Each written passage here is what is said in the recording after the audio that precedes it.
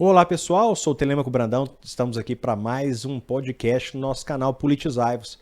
Quero agradecer a sua companhia, você é muito bem-vindo aqui. Vamos bater um papo hoje falando sobre o jornalismo, não só no Brasil, mas o que tem acontecido com o jornalismo, né? O que é tantas críticas que se faz ao jornalismo moderno, atual, se são pertinentes ou não e se sim, por que razão. E eu tenho comigo aqui, nessa tarde, estamos gravando aqui junto com alguns queridos amigos, né? Tenho aqui Jennifer Cresce, pastor, membro da Frente Conservadora, ativista político, comentarista de rádio e TV. Também faz parte dessa mesma imprensa, né, Jennifer? Com grande alegria, Telêmaco. Eu não vou anunciar os outros convidados, mas já os cumprimento.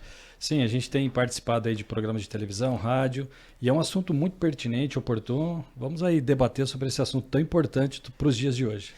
Quem também está conosco aqui, Guilherme Rigonato, pastor também, apresentador também de TV, de rádio na Vinha FM, na TV Brasil Central, um colega com quem eu já tive oportunidade, né, de compartilhar estúdio, com enorme satisfação, com quem aprendi muito. Está aqui conosco também um jornalista, de fato, né? Com certeza, Telêmaco. Obrigado pelo convite. Quero dizer que é uma alegria falar de um tema que muda a vida de pessoas ao redor do mundo. A gente pensa que comunicação é só um detalhe, nunca foi.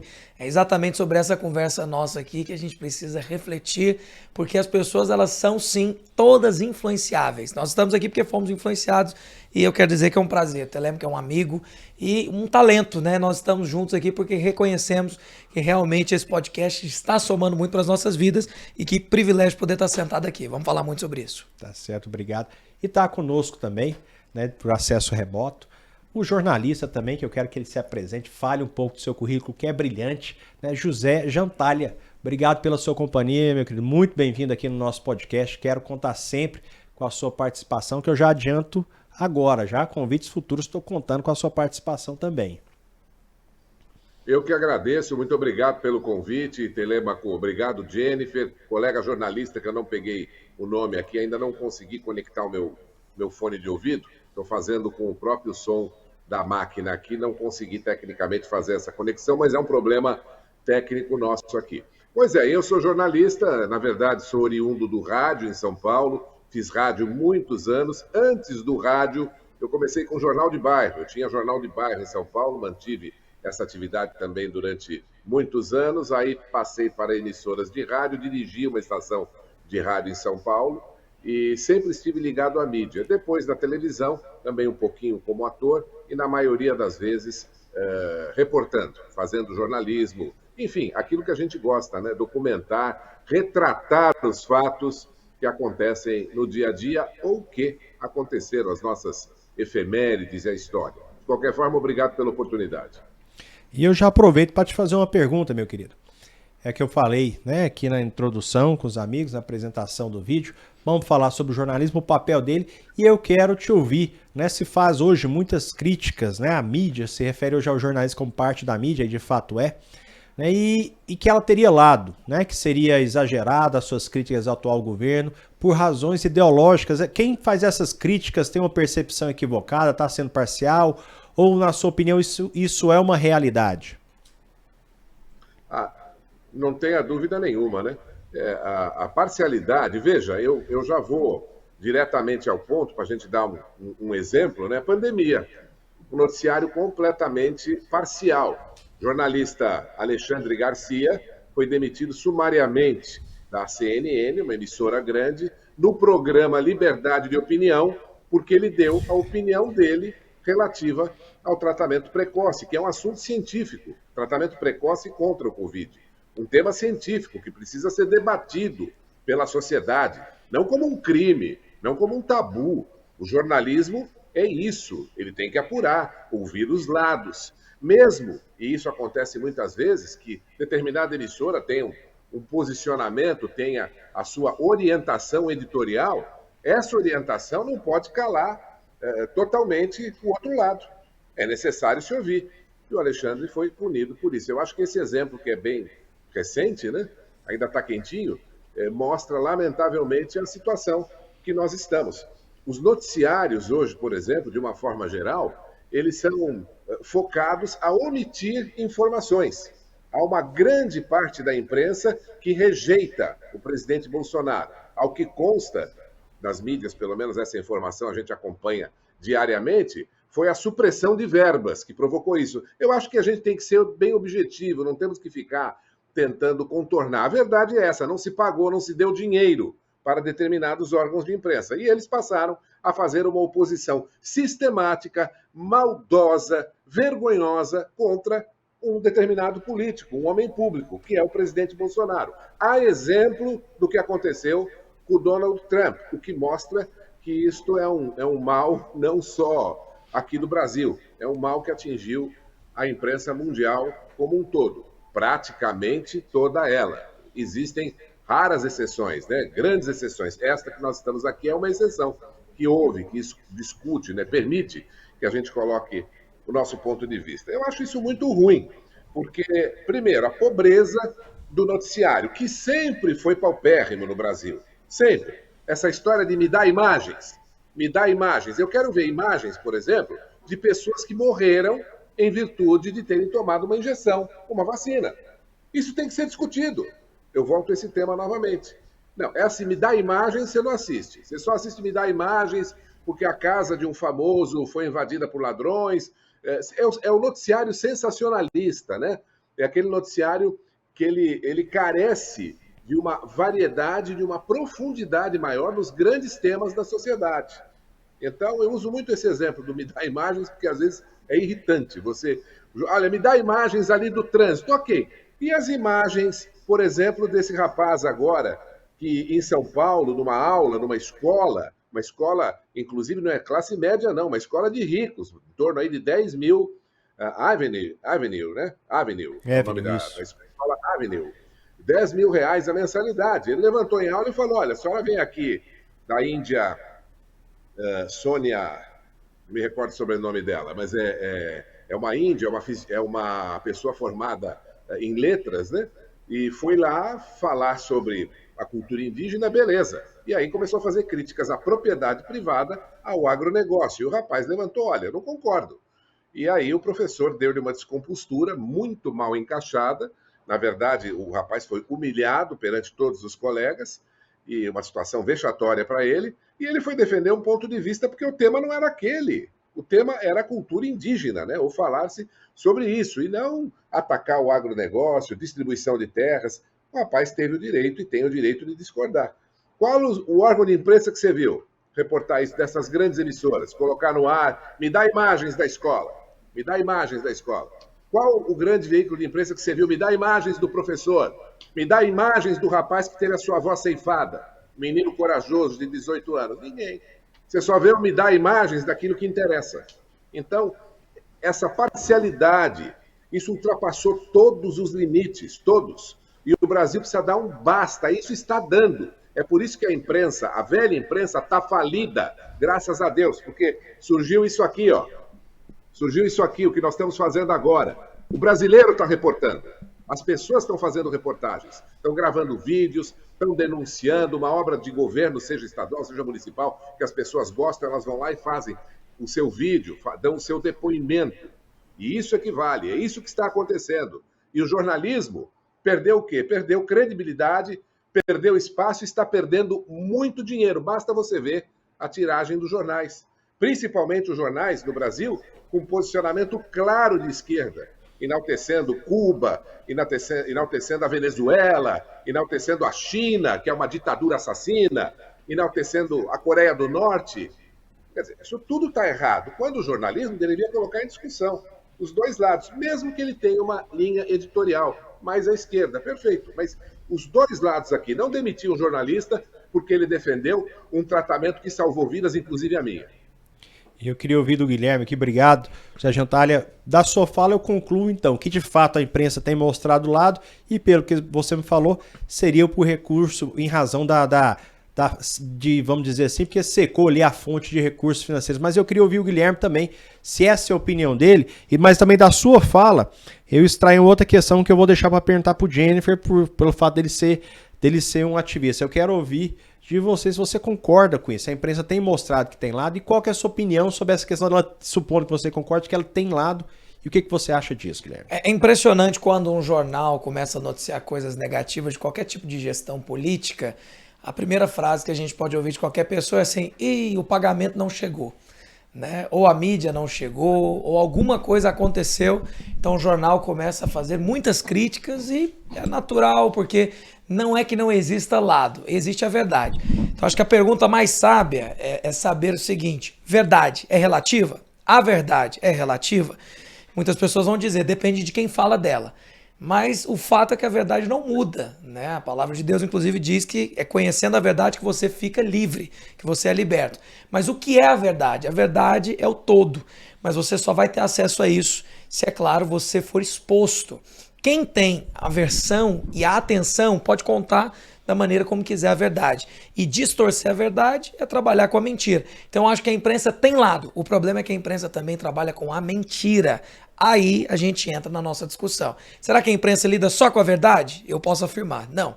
Então, a verdade se torna mentira quando você passa a omitir uma das partes. Só aí você já distorceu a verdade e já mostrou outra coisa. Então, realmente, a imprensa cada vez mais tem lado, mas infelizmente cada vez mais trabalha com a mentira e não com a verdade. E te ouvindo, Guilherme, fica muito claro para mim o que eu costumo sempre dizer. Hoje mesmo, né, a gente gravou um programa, debati com uma pessoa que ela queria distorcer os fatos. E os fatos eram muito claros porque eram estatísticas. Eu falei para ela, você pode ter a sua opinião, né? Achar o que você quiser. Exato. Agora não tem como você ter os seus fatos, porque se você tiver os seus fatos, nós estamos falando de mentiras, porque é distorções dos fatos. O fato é um só. Como nós o interpretamos, como nós analisamos, o que eu acho daquilo, aí sim, todo mundo é livre, a liberdade de expressão permite isso, né? Mas eu não vejo, e concordo, eu tenho o meu lado, eu normalmente prefiro ouvir primeiro os convidados para depois expor, mas o pessoal sabe, né, da minha opinião. Mas eu vinha falando que falei que eu queria ouvir o Jennifer também, porque me parece que não é só uma questão financeira. E por que eu lembrei disso? Não é só uma questão econômica. Porque o jornalista José Gentalha citou o exemplo da professora. Essa professora está dando aula na escola mais bem paga, com certeza uma das mais bem pagas, porque a mais cara, uma das mais caras do Brasil, e está lá fazendo militância, está lá doutrinando alunos. Eu acredito que isso também é parte de um processo de doutrinação, e quem abriu meus olhos para isso foi o Alexandre Garcia, numa entrevista que nós participamos lá na Vinha FM, né, que ele alertava desse fato. Na sua percepção, Jennifer, há essa doutrinação e ela interfere nos resultados da ação do jornalismo brasileiro? Antes de responder de forma objetiva, cumprimentar os nossos, né, prezados jornalistas, até porque é verdade. É a semana em que se comemora o Dia do Jornalista, não Sim. podemos deixar de cumprimentá-los por esta data tão especial. E para nós é uma honra, né, Telêmaco? Estamos ladeados de uma bancada tão pesada que é, né? Tão relevante, nossa. Pelo Rigonato, pelo Gentalha. E ao cumprimentá-los, eu quero pegar a deixa do que você perguntou. Eu entendo que são alguns aspectos que a gente tem que observar. O primeiro deles, inevitavelmente, não há como nós negarmos que existe sim o peso econômico.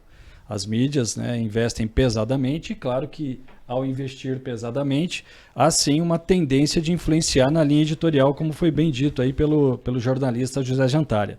E esse outro ponto que você coloca, que era algo que eu ia falar, mas você já adiantou. Eu não tenho dúvida nenhuma de que nós passamos sim por uma ideologização ao longo dos tempos, principalmente quando nós tivemos um período em que a população saiu às ruas, e nós comemoramos também recentemente, né, o dia 31 de março, tão polêmico, alguns falam que houve golpe, outros acreditam que houve uma intervenção da sociedade civil através do apoio das Forças Armadas, mas sem entrar no mérito. Nós tivemos um tempo em que houve uma intervenção necessária naquele momento, e a partir dali, talvez por uma falta de entendimento das próprias Forças Armadas que estiveram à frente do poder por mais de 20 anos, do não entendimento da importância da guerra cultural que foi travada naquele momento e que vem sendo travada até os dias de hoje. Houve uma preocupação muito mais em se consolidar a democracia no Brasil, principalmente pós-regime militar, e a guerra cultural foi deixada de lado. E nós vimos que com isso foram criados festival de música, foi criado a Ancine, empresa de cinema.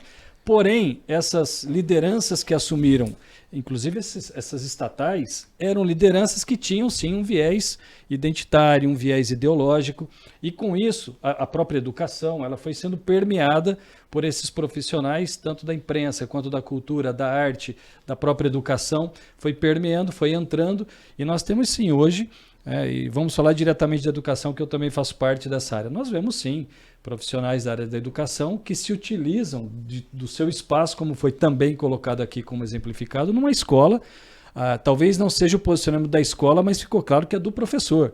Ele claramente ali estava fazendo ideologia, até tentando arvorar títulos que nem possui, né, para mostrar conhecimento, para até humilhar, né, aquele aluno.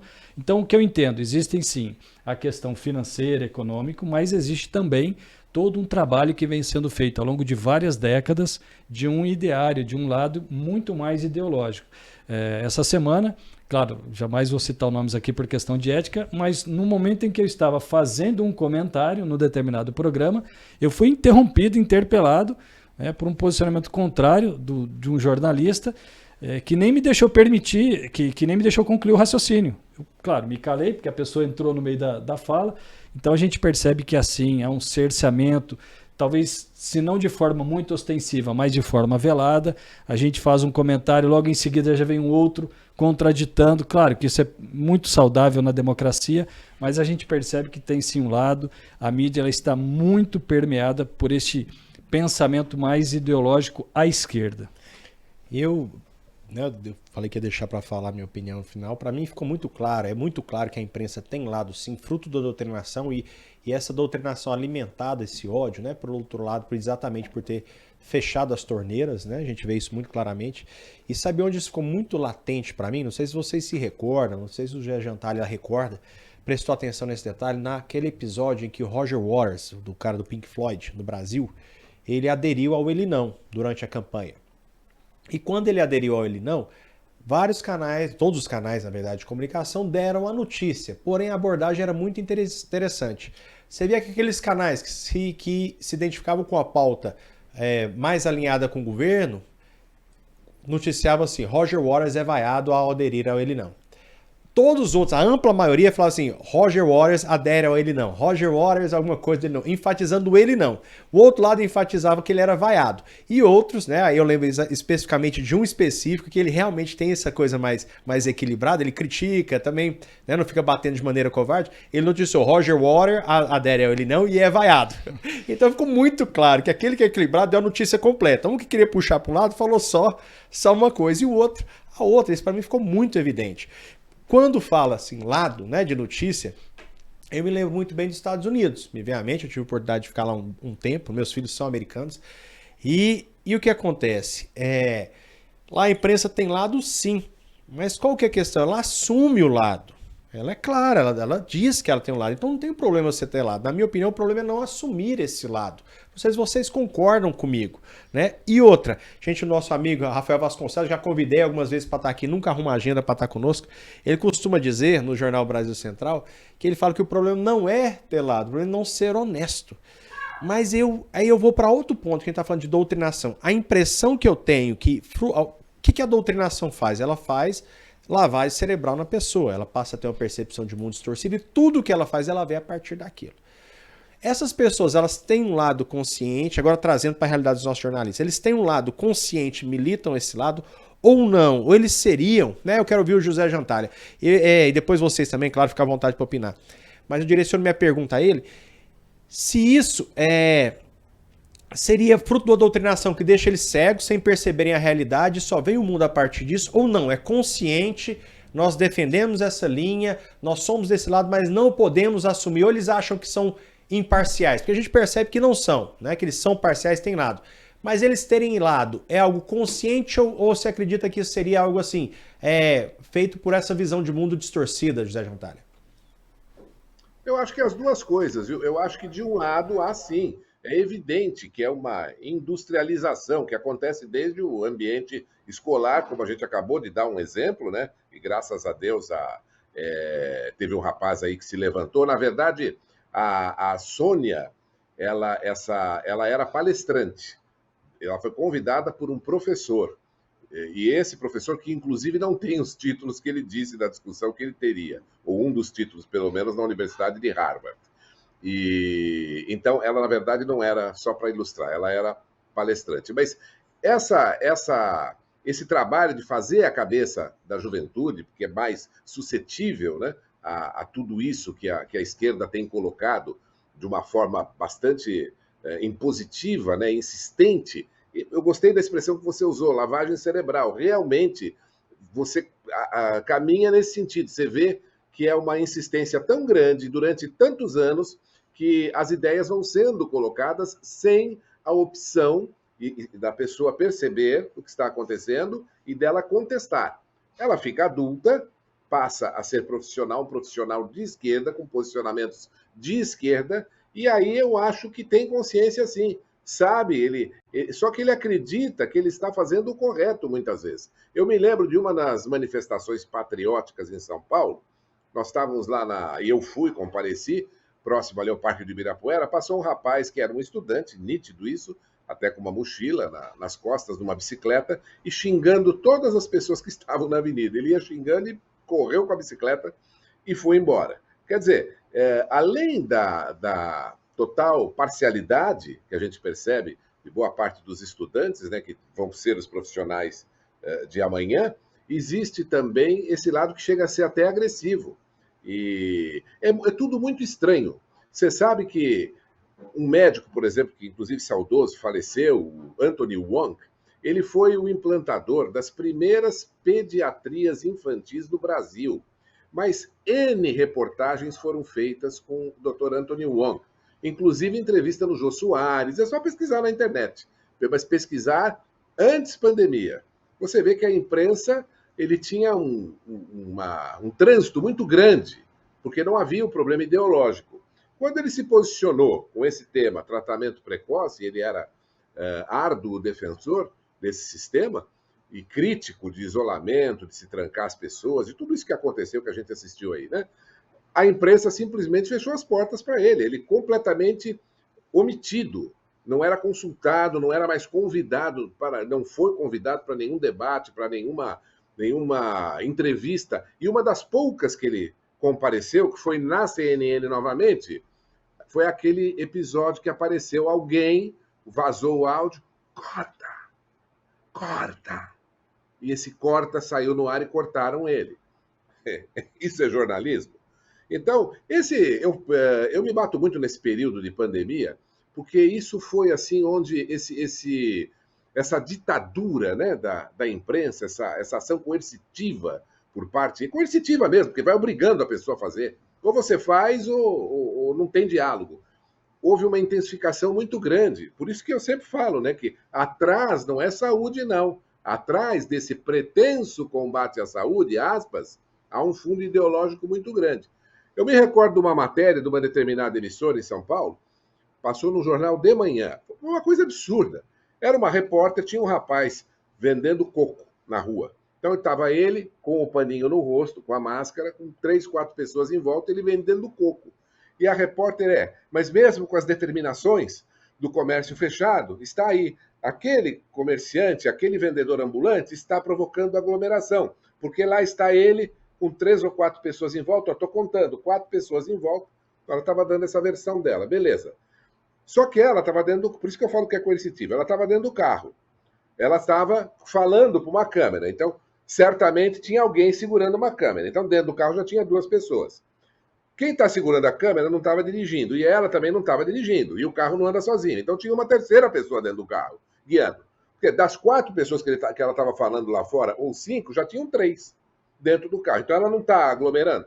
E na emissora, que o âncora que chamava, me dá as imagens, lá com câmera, com funcionário. Pô, peraí, cara. Isso é imprensa? Isso é mídia? Não. Quer dizer, essa é a orientação que a gente percebe. Agora, isso que eu estou falando é em todos os setores. Todos os setores. Se você não falar de acordo com a cartilha deles, esquece. A nossa bênção, né, que nós temos hoje é que as redes sociais, e por isso esse combate, por isso querem agora a lei das fake news, para alguém decidir o que é verdade, o que é mentira, isso está errado. Quem é que vai decidir? O que você está falando agora nesse momento, você pode, olha, isso aqui você não pode falar. Então, por favor, me manda a pauta do programa, que amanhã nós vamos dizer o que você vai falar ou não. Quem que vai fazer isso? Está errado. Quem falar, se eu estiver aqui e ofender alguma pessoa, desqualificar alguém, ofender a honra de alguém, eu vou ser processado criminalmente. Os caminhos assim legais para isso. Se eu gravar no meu celular, censura. Claro, tem legislação para isso. Sem dúvida. Agora, a imprensa, você não vê uma linha, você não vê uma imagem em defesa da liberdade. E eles não sabem, olha, Senhor, perdoai-os, porque eles não sabem o que eles fazem. Eles não estão sabendo o que eles estão fazendo. Essa esse trabuco vai virar contra eles um dia. Quer dizer, não vai virar porque nós não vamos deixar, né? Nós estamos lutando pela liberdade. Mas se acontecesse o que eles querem, esse trabuco vira na cara deles. É o que eu costumo dizer, a liberdade a gente tem que defender por todos, né? Se a gente defende a liberdade de um lado somente, pode ser que isso se reverta contra nós.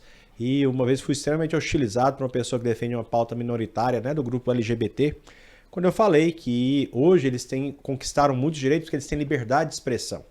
E que ele estava se posicionando contra uma pessoa, né, defendendo que essa pessoa fosse calada, no caso um deputado, né, que foi preso, inclusive um deputado que a Constituição garante, e essa pessoa estava a favor disso. Eu lembrei dela, falei, você faz parte de um grupo que hoje tem muitos direitos por causa da liberdade de expressão e cujas ideias no passado foram consideradas absurdas. A gente só pode saber o que é absurdo ou não a partir da liberdade de expressão de um debate maduro de qualquer tema que seja. Eu queria saber, nós temos aqui 2 jornalistas conosco, eu queria saber, teve algum episódio, como eu disse aqui, o Alexandre Garcia narrou um episódio que o professor falava consciente para ele que eles tinham um dever de semelhante ao que Paulo Freire faz, né, com a sua pedagogia do oprimido, que ele fala que o papel do professor é libertar o aluno da opressão.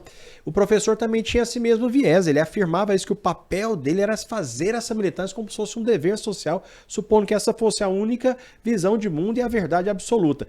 Na universidade, no curso que vocês fizeram, na faculdade, vocês viram episódios semelhantes? Havia um perfil preponderante dos professores, ou eles eram isentos, eles demonstravam ter lados também desde do ambiente acadêmico? Isso no ambiente acadêmico é assim, nítido, não tem nem disfarce. Às vezes a gente acha que é uma coisa velada. Não é.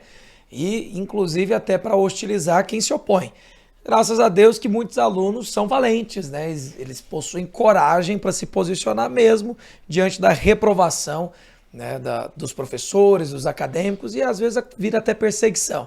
Mas claro, né, nós não temos ali armas que têm inimigos de carne. Então, você vai ver muitas pessoas, por exemplo, serem utilizadas por posições religiosas dentro de faculdades. Né? As pessoas se espantam quando um aluno decide fazer uma reunião para orar com colegas, para falar de uma vida, né, de pureza, que vale a pena ser vivida, longe de drogas, longe dessas coisas. Eu presenciei uma vez na UFMT, né, onde eu estudava ali em Cuiabá, nós tínhamos o diretório estudantil e completamente tomado por esquerdistas, né? Eles pintaram a parede do diretório, tinha uma imagem do Che Guevara gigante, uma da Dilma do lado, que era na época que a Dilma estava concorrendo, né, à vaga da presidência. E eu me recordo bem de eles distribuírem camisinhas no campus, distribuírem informativos sobre, né, transmissão de doenças sexuais, como também outras campanhas pessoais deles no sentido da esquerda. Então eles estimulavam os alunos, por exemplo, a entenderem sobre o comunismo e o que era esse regime comunista. E aí uma vez fizeram uma luta para que se tornasse público o restaurante dos estudantes. Agora pensa, era um restaurante privado. Jennifer está aqui, o Telêmaco também sabe muito bem, nosso jornalista aí vai conseguir me ajudar nessa opinião. Privado, o restaurante tinha uma verba que era administrada por alguém que tem lucro em cima dessa verba e mantinha a qualidade relativamente boa. De repente, o diretório trava uma campanha. Nós queremos que fique público. Eu falei, não pode, vocês vão estragar o restaurante, porque aí nós vamos ter que ficar pedindo aí uma alteração e vai demorar muito tempo para alterar. Quando ele é privado, a gente reclama, o dono privado resolve. Fiz uma campanha contrária e eu comecei a doar entradas no restaurante, que na época ele era em parte custeado e em parte privado, e aí eu comecei a distribuir gratuitamente entradas para esse restaurante, dizendo o seguinte: aproveite o capitalismo e a privatização, porque você pode reclamar aquilo que você não gosta e simplesmente não consumir. No público não, você é obrigado a consumir. Você não tem essa escolha. Ou fica com fome, né? Ou fica com fome. Então você vai deixar de consumir algo e tá pagando do mesmo jeito. Agora no privado não, se eu deixo de comprar, eu não estou pagando nada, porque eu decidi não consumir. O diretório travou uma guerra tão ferrenha contra nós, né? Eu me juntei com alguns alunos de direita, mas existe uma grande maioria de esquerdistas dentro da faculdade. Está mudando bastante isso. Mas eu lembro que na época eles travaram uma guerra e começaram a nos perseguir em vários aspectos, principalmente com os professores. Então intimidação é uma das armas, mas a gente sabe que a verdade não pode ser intimidada, ela precisa permanecer.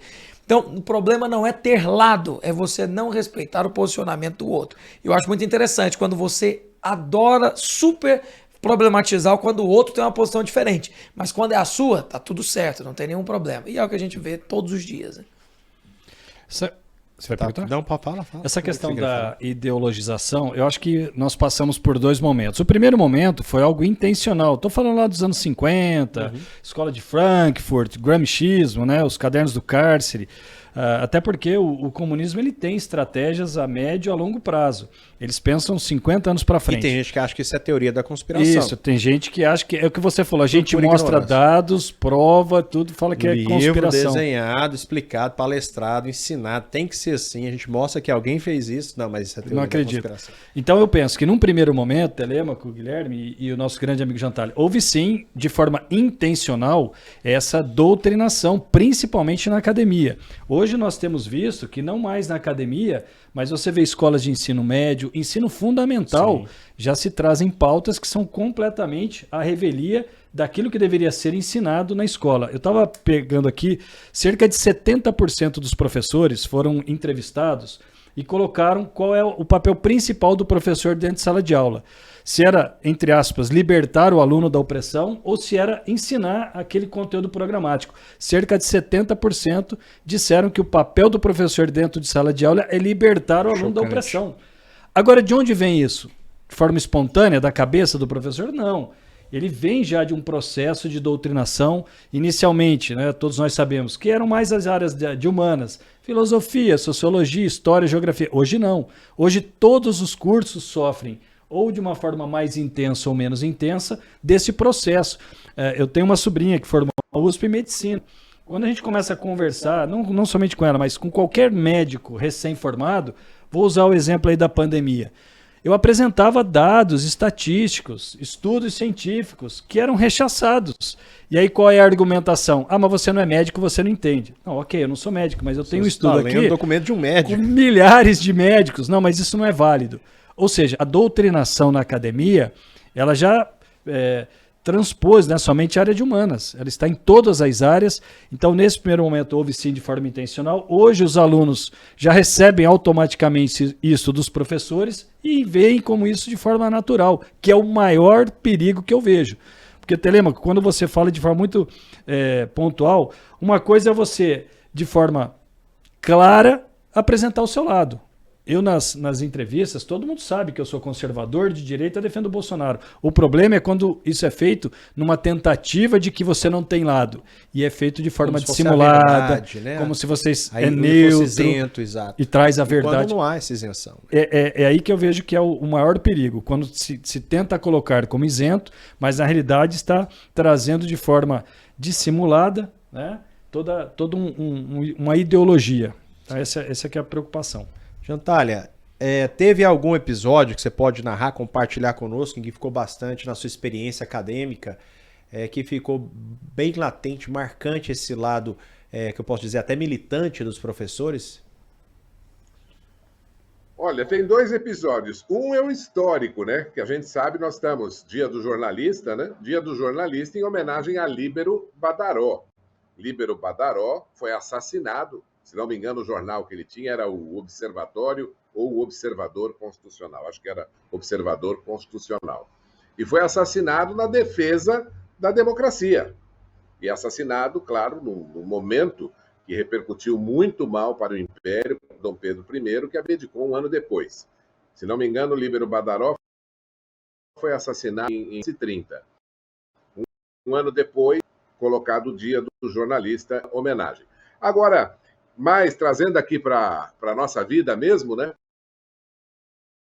Eu era, e na nossa classe, uma professora de tendência claramente de esquerda, ela dava nota boa para quem, na época, elogiava os candidatos ou colocava como corretas as propostas, ou como certas, ou endossava as propostas dos candidatos da esquerda, na época. Na época, vou até dar os nomes, era a Luísa Erundina, que acabou, inclusive, ganhando a prefeitura de São Paulo. Mas isso foi... Eu não me lembro se era a reeleição da Erundina, mas tinha alguém do PT ou de partidos de esquerda, já não me recordo mais.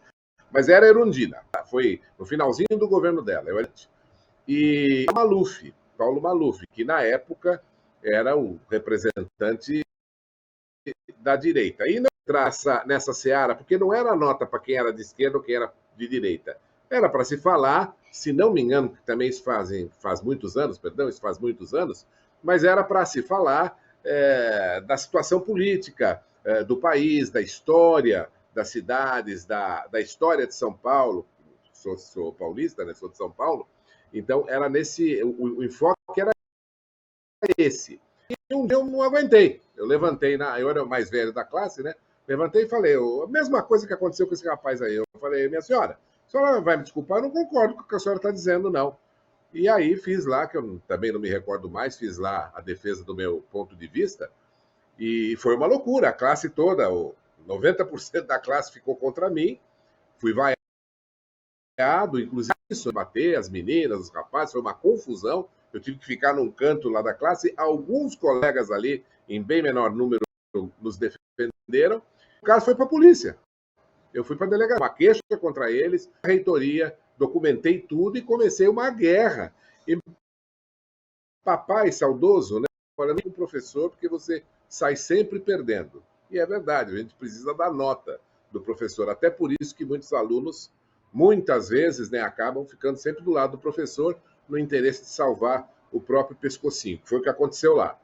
Mas aí eu mudei de classe e a matéria era sociologia. Não poderia deixar de ser, né? E eu fui para outra classe e acho que eu tirei o meu único 10 da minha vida, porque eu estudei muito, muito com a outra professora, que não era de esquerda, e tirei 10 em sociologia. Creio que foi o meu único 10. E essa professora foi demitida, porque eu não parei um minuto. Eu denunciei para jornais. Só que naquela época não era bem assim como está hoje, né? Hoje eu estaria frito, né? Não estaria frito porque tem as redes sociais. Tem esse caminho aí que estão querendo fechar e não vão conseguir. Mas foi um episódio que me marcou muito. E ali eu vi que, meu Deus do céu, esse pessoal não é brincadeira, mas não é brincadeira mesmo. E, uma pergunta que eu ia te fazer. Perdão, cortou o áudio, perdão? Você vai falando? Perdão. O coordenador do curso, na época, falou, olha, o ponto que ela abordou com relação às prefeituras, governos estaduais, formas de governo, é muito interessante, desde que ela falasse historicamente, não trouxesse para a realidade numa véspera de eleição. Porque aí a coisa está fervendo e ela fica dando a razão para um candidato. Não, mas veja, a proposta da... Eu não me lembro se era Erundina, se a Erundina era candidata à reeleição, eu não me recordo mais. Mas eu sei que era alguém da esquerda. E ela dava razão só para esse candidato. E assim, os alunos ganhavam nota, 9, 10, 8, 7, 10, 9. Quem defendia na época uma digamos, reprovado, não tinha nota. Não, o senhor errou porque a sua análise está errada, o senhor está trazendo uma realidade que não é real. Eu falei, mas como isso? Com base em que a senhora está afirmando isso? A senhora está tendo posicionamento político.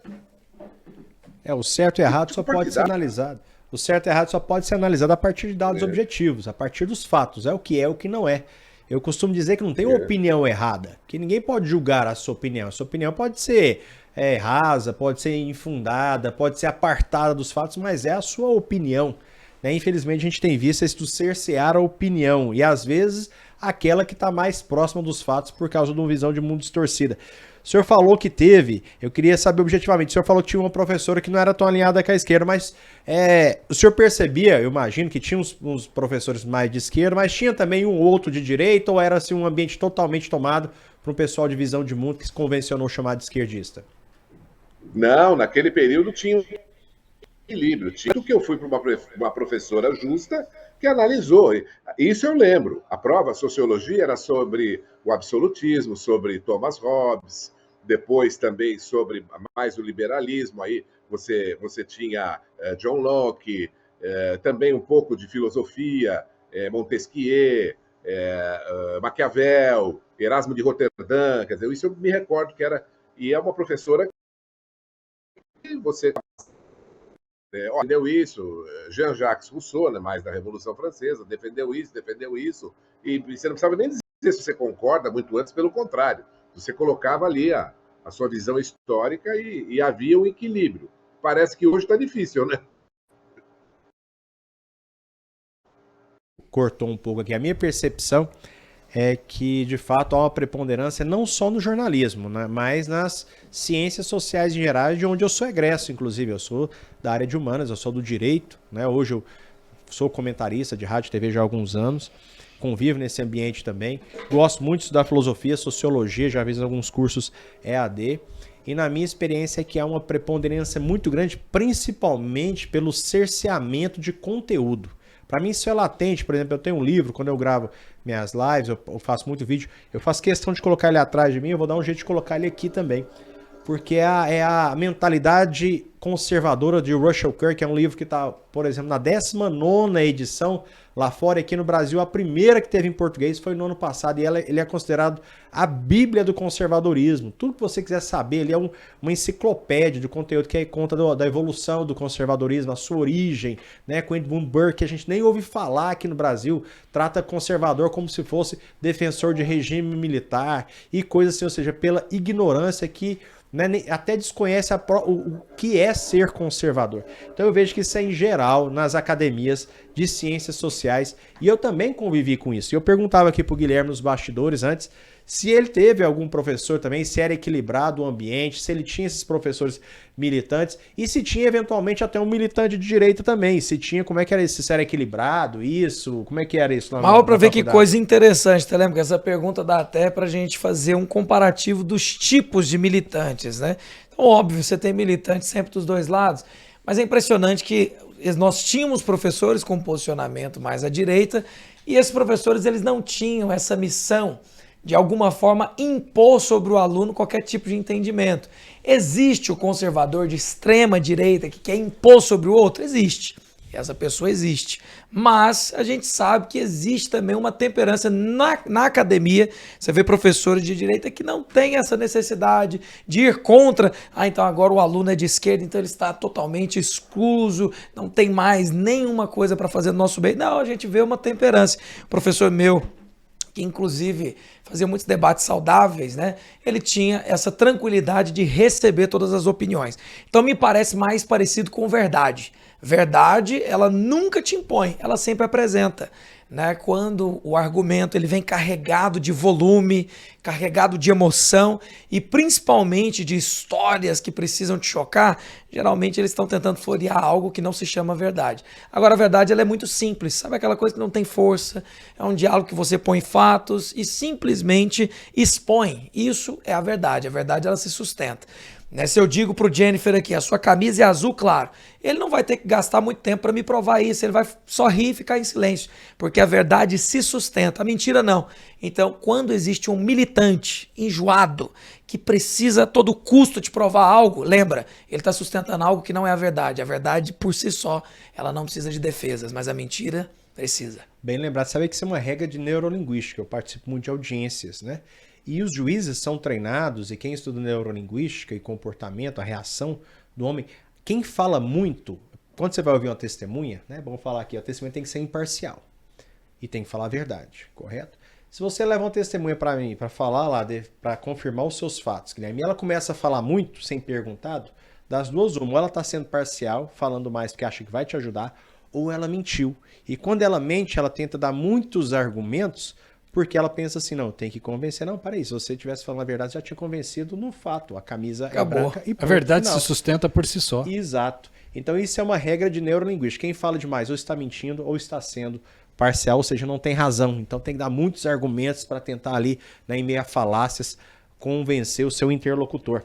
A gente estava falando aqui, eu não sei quem mencionou um episódio desse, é você, né, que mencionou um episódio no DCE, que tinha coisa da Dilma e etc. E eu volto aqui, o Jennifer como ativista político, né, vocês eu vou tratar como jornalista, não sei se vocês têm algum tipo de ativismo, etc, mas se tem, eu vou ignorar, porque eu também desconheço. Mas temos lado, tem posicionamento. Certo. O homem se posiciona, claro, né? Claro. Homens de verdade. Mas, Jennifer, eu tenho minha opinião, eu costumo dizer, não sei se vocês concordam, o Jantar está nos ouvindo, por que esse pessoal que tem uma visão de mundo esquerdista, vamos dizer assim, eu não gosto desses rótulos direita, esquerda, mas é como se convencionou falar e me permite ali fazer um estereótipo e traçar um perfil.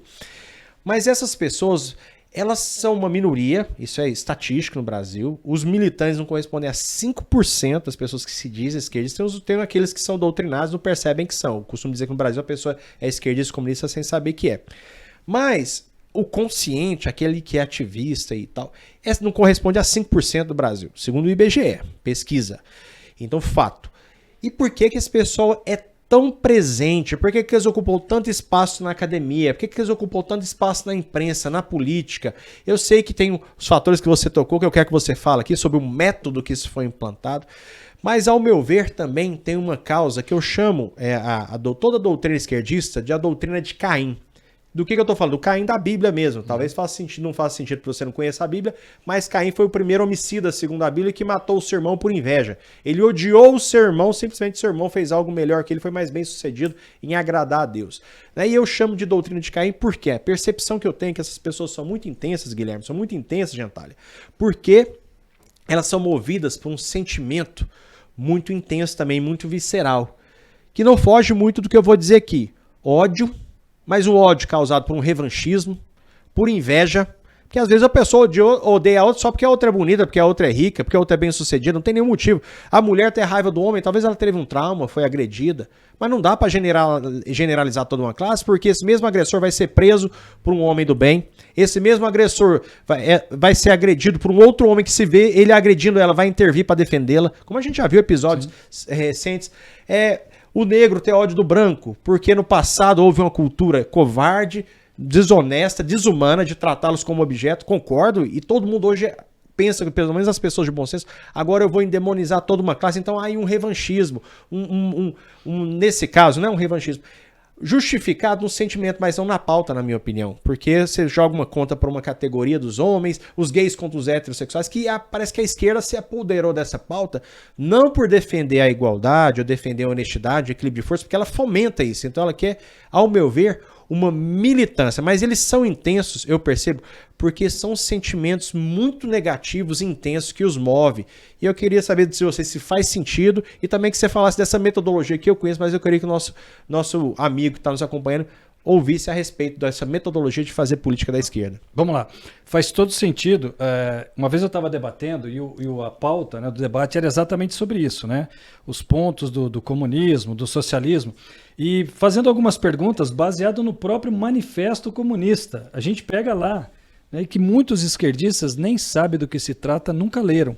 A gente vê de forma muito clara as bases desse ódio que você falou. É um ódio que joga classes umas contra as outras, joga a destruição da família, filhos odiando os pais. Aí às vezes você pergunta, eu fui coordenador de uma escola, 4 unidades aqui, um grande grupo escolar aqui de Goiânia, e a gente cuidava do ensino fundamental, ensino médio e cursinho preparatório para vestibular, ou seja, desculpe, da fase ali dos 13, 14 anos até fase adulta. E às vezes a gente perguntava, né, mas vem cá, por que o filho tem que desobedecer o pai? Por que o filho tem que desobedecer o professor? Por que esse sentimento latente, né, da desobediência, da rebeldia, muitas vezes não sabia responder. Por quê? Porque está intrínseco, Telêmaco, né? E você colocou de uma forma muito, muito clara, Guilherme. Há sim uma propagação desse ódio. Ultimamente a gente tem ouvido falar do famoso ódio do bem, entre aspas aqui, né? Que de bem não tem absolutamente nada. Chutar ódio, a cabeça do presidente pode, desde que seja para defender sua pauta, né? Isso. Você pode matar o outro, né? E eu vi artistas, né, falando que a facada faltou só dar uma viradinha. Quer dizer, olha que tipo de comentário. Loucura. Por mais que eu discordo muito, né, em alguns pontos aí, mas você não pode desejar a morte de um pai de família, né, deixar uma criança órfã, enfim. Então, esse ódio, ele existe sim. E dentro desse processo, né, que você perguntou, claro que existe um método muito bem elaborado, e a gente tem que voltar um pouquinho lá desde 1917, né, quando os idealizadores, né, Karl Marx e todos aqueles lá que todos nós já sabemos quem são, quando idealizaram, eles acreditaram que haveria, quando houvesse a Primeira Guerra Mundial, todo o proletariado do mundo se uniria contra os donos do capital e faria, através da luta de classes, a tomada do poder e seria instaurada provisoriamente, né, a ditadura do proletariado, que seria um degrau para que o comunismo verdadeiro imperasse no mundo inteiro. Só que quando aconteceu a Primeira Guerra Mundial, isso de fato não ocorreu. Quer dizer, o trabalhador da Itália lutou contra o trabalhador da China, que lutou contra o trabalhador... Enfim, os trabalhadores defenderam os seus países. né? E aí um cara chamado Antônio Gramsci teve, infelizmente, a gente tem que dar os méritos para ele, ele percebeu que a luta para a tomada de poder não seria mais uma luta de classes, uma luta de armas. Processo revolucionário. Processo revolucionário, muito conhecido. Exato. Mas sim, ele se daria através de uma guerra cultural. E aí, quando Antônio Gramsci vai preso, salvo engano, mais de 10 anos preso, escreve lá os cadernos do cárcere, e lá ele entende, então, que tem que tomar o poder por dentro, através da dominação da cultura, destruição da cultura que nós temos como base, né? Cultura, o direito romano, enfim. Sim. E começa a tomar todos esses espaços. Filosófica judaico-cristã. Cristã, exatamente. E principalmente a destruição do pilar fundamental de qualquer sociedade sadia, destruição da sociedade. E através da discussão da família. Destruição da família, que é a base de sustentação de qualquer sociedade saudável. É só você pegar a parte da sociedade que não está dando muito certo, vai lá na prisão. Você vai ver que a família está desestruturada. Sem dúvida. Não é a prova que a família realmente sustenta a sociedade. Então houve houve um que a método. família desestruturada é bandido? Não, mas você vai ver, tem a chance de ser um bandido vir de uma família desestruturada é muito grande. Isso também são fatos, isso é estatística. Com certeza. Eu te interrompi, você ia falar alguma coisa? Então houve um método muito bem planejado, esse método foi muito bem implementado ao longo de décadas. Por isso que nós temos que ter essa consciência que a coisa não aconteceu de ontem para hoje. Sim. Isso daí já são décadas e décadas de doutrinação, de infiltração inicialmente pelas universidades, né, as academias, a imprensa, a cultura teve um papel fundamental, artistas. Sim. Nós tínhamos ali os filmes norte-americanos até a década de 40, nós tínhamos mais ou menos um modelo, né? O pai de família, trabalhador, vários filhos, tinha o xerife na cidade com a estrela. Quando chegava um forasteiro bandido, ele era preso. Normalmente era assim os filmes, não é? O galã casava com a moça bonita do filme, formavam família, felizes para sempre. Dos anos 40 a 50, Hollywood mudou completamente. Tivemos a influência, Woodstock, o libertarismo ali, nem sei como é que é a palavra que se usa para apoiar drogas, o sexo livre, quer dizer, houve a revolução sexual. Revolução sexual, a liberação das drogas, Sim. Tudo isso com a intenção de destruir a família tradicional, a família que é a base de qualquer sociedade saudável, e com isso foi permeando em todos os espaços da sociedade. Então teve um método muito bem planejado ao longo de muitas décadas. E sabe que quem está assistindo nosso canal aqui, não sei se já viu o vídeo inaugural, a nossa proposta do Politizai-vos é em resposta a esse movimento.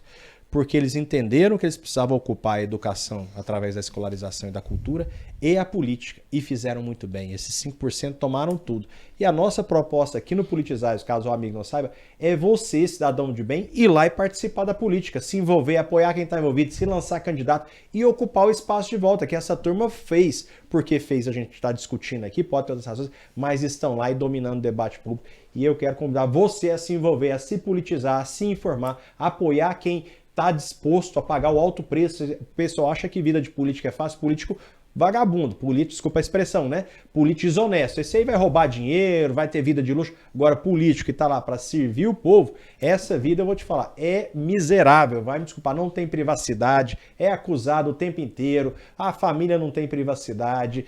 Se ele faz a coisa certa, não tem acesso, tem possibilidade de ganhar muito mais dinheiro fazendo outras coisas, trabalhando, mas decide servir a comunidade. Então, nós temos também que honrar os bons políticos, mais que isso. Você que fica criticando, vai lá e se envolva, se lança candidato, apoia quem está lá, né? Vai fiscalizar. Fica aqui o meu apelo e o meu convite, que essa é a base do nosso movimento. Ocupar espaço de influência na política e na educação, como eles fizeram bem, e hoje nós colhemos os frutos porque cruzamos os braços no passado.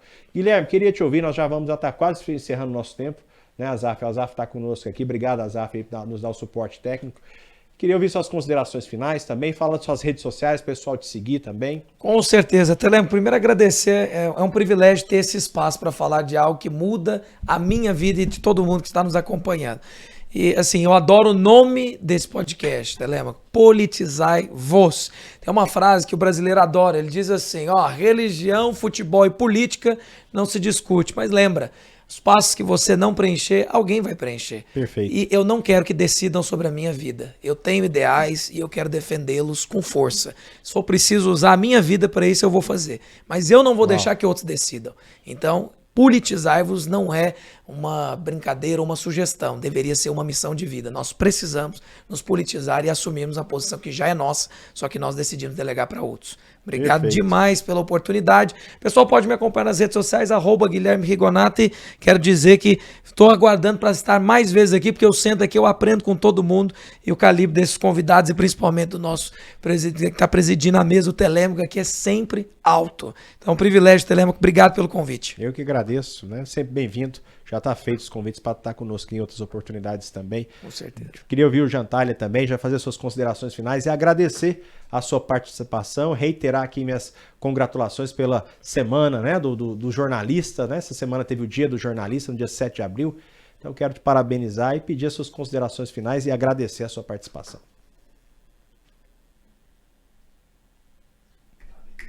O áudio não está ligado. Jantalha, não consigo te ouvir. Acho que o áudio está obstruído. Agora está liberado. Agora sim. Obrigado. Beleza, eu que agradeço, Telêmaco, Guilherme, Jennifer, foi um excelente encontro. Olha, na década de 80, se você, quando o PT estava ali se formando, né, até antes, década de anos 70, se você falasse para qualquer pessoa de esquerda lá, PC, PCdoB, PCB, se você falasse, olha, eu vou falar periferia de São Paulo, né? Lá no Capão Redondo, que hoje é periferia, mas naquela época era periferia da periferia, lá no Capão Redondo, no Jardim Ângela, domingo, 10 da noite, tem duas pessoas que não estão entendendo bem o que é marxismo, qual é a proposta do PT, você pode ter certeza que eles pegavam dois ou três militantes, iam lá encontrar com 2 ou 3 pessoas para fazer o proselitismo e vender o peixe deles. Então, vocês estão de parabéns porque nós temos que fazer a mesma coisa. E hoje nós temos as redes sociais. Então tem que ser um trabalho incansável de defesa, de colocação de um outro ponto de vista, de uma outra ótica, para levar essas pessoas para elas raciocinarem. E não é fácil. Eu fiz teatro muitos anos. Graças a Deus, fiz com o querido Everton de Castro, que é um conservador. Mas na escola dele haviam professores. E alguns professores, quando começavam as aulas, pessoal, vamos iniciar aqui, fazer uma roda? Vamos orar aos deuses do teatro. Com licença. Olha, eu sou aluno, desculpa, eu não vou participar dessa oração.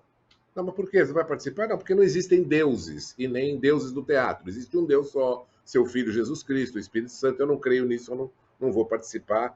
Eu não tenho... Então, nisso, você já criava uma polêmica. E você já ficava um cara...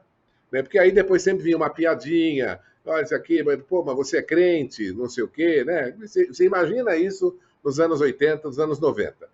Então, tem um preço. É claro que tem. Ficar atrás de um teclado, você tem que ir à luta. Você tem que ir à luta. Vai ter um preço? Vai ter um preço. Você ter posições firmes. Você defender aquilo que você acredita. Mas tenha a certeza, tenha a mais serena e segura convicção. Vale a pena. Porque é muito legal você... estar tranquilo consigo mesmo, né? E a minha regra de vida é a seguinte, né? De manhã, quando eu acordo, tomo banho, faço a barba, se me olho no espelho, eu gosto de olhar e gostar do que eu estou vendo.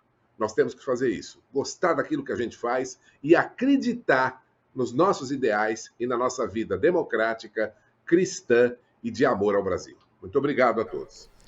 Nós que agradecemos. Satisfação enorme. Obrigado por enriquecer tanto o debate. Obrigado pela sua participação, pelo seu tempo. E já está aqui o convite para participar conosco em outras edições. Um abraço fraterno, meu querido. E quero também aqui... Já vai falar suas redes sociais, meu querido, você não falou. José Jantalha. Só pesquisar lá José Jantalha, aparece um repórter lá com um microfone, uma caricatura. Sou eu. Tá certo. Jennifer, fala suas redes sociais, suas considerações finais também. Pessoal te seguir. Vai lá, segue esses amigos. Tem muita coisa para enriquecer, gente. Vocês vão aprender muito. Antes de mais nada, agradecer o convite de participar de um podcast de alto nível, principalmente em comemoração ao Dia do Jornalista, estar ladeado de uma bancada de peso, né, o Guilherme, meu amigo José Jantalha. Aliás, todas as quintas-feiras, vou fazer um merchan aqui, todas as quintas-feiras participamos da live com Jantalha a partir das 22h30, tá bombando e é transmitido pelo YouTube, aí pega no Brasil inteiro. Minha rede social, @JenniferCresce. Uma grande honra estar aqui. Muito obrigado. Para finalizar... Jennifer tem 2 N's ou 2 F's, alguma coisa assim. Jeniff. É 2 F's. R e o Cresce. CRECCI. 2 F's e 2 C's. É verdade. E para finalizar, o que o Jantalha falou, né? Quando nós tomamos posição, quando nós nos expomos, nós deixamos clara a nossa posição, que nós temos um lado. Mas é importante porque há um ditado popular conhecido por todos nós que diz que o poder não deixa vácuo. Se você não gosta de política, com certeza você vai ser liderado, governado porque quem gosta. E não necessariamente quem gosta pensa como você. Então é importante, Telêmaco foi muito feliz quando disse, se envolva. Se você não tem vocação para estar na linha de frente, nos apoie, faça parte, né, dessas pessoas que têm lutado por princípios que nós defendemos tanto, que são os princípios do conservadorismo, da direita, da família tradicional.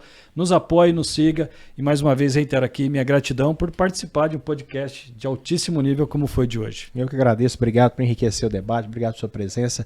A Jennifer é uma amiga, é um querido companheiro já aí de militância.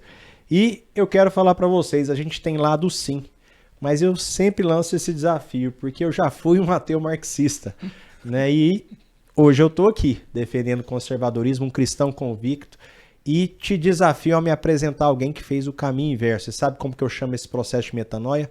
Maturidade. Fica a dica.